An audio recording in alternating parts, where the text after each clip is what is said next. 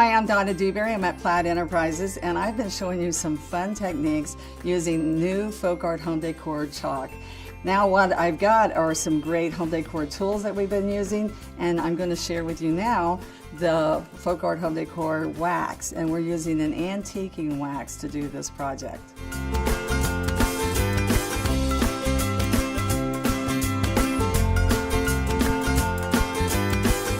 I've chosen a small piece of molding with some decorative accents, and I want you to know how I started this. The first thing I did was use our folk art home decor chalk, cinnamon, and I used that first. I did a nice coat on here, let it dry for 2 hours. Then I chose to put a Spanish moss coat of chalk on top of here, and I let that dry for 2 hours. Now after that's all done, I've taken my sanding block and I've sanded along here to get the distress effect that I wanted.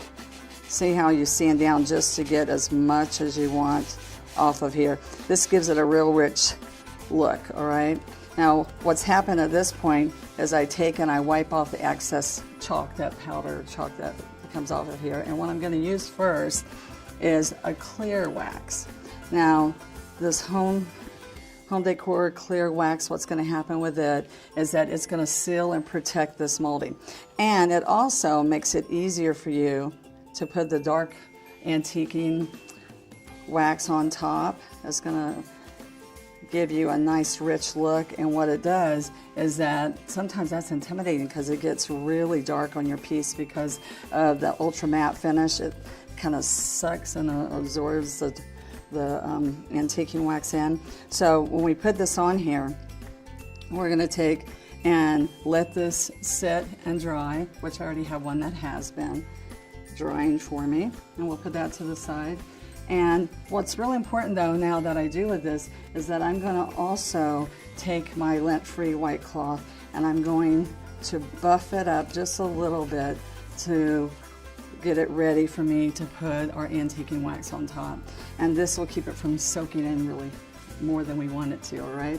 So now we're going to use our dark wax. Now the important thing about the waxes is that we stir them first and not shake them. That's really important. And I'm going to go, it's my antiquing wax, and we're going to put it right on top of the finish that we already have on. And then you can determine how dark you want this to be, but what was really nice is that when this is all done, we have a nice luster on here, rich look.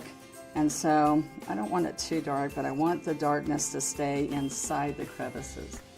Okay, so now I'm taking my cloth at this, I'm not letting this one dry. I am taking and I'm gonna wipe it off as I go to the sheen that or the deepness that I want it to look like, and all the crevices, okay? All right, we are going to buff this, but this is just a wipe off and just leave as much as we want to be on there. So I'm going to put this one down and show you that I have done one that's all ready and all. It doesn't have a high sheen on this one because we thought it looked a lot better when it just has a rich luster in it and not a high sheen. So wasn't that fun? I love using the different colors of wax, and if you want to learn more about the waxes, Folk Art Home Decor Wax how-to videos are available for you to go and find out more. And always go to Plaid Online because there's all kinds of creative ideas for you to do with your crafting and your home decor.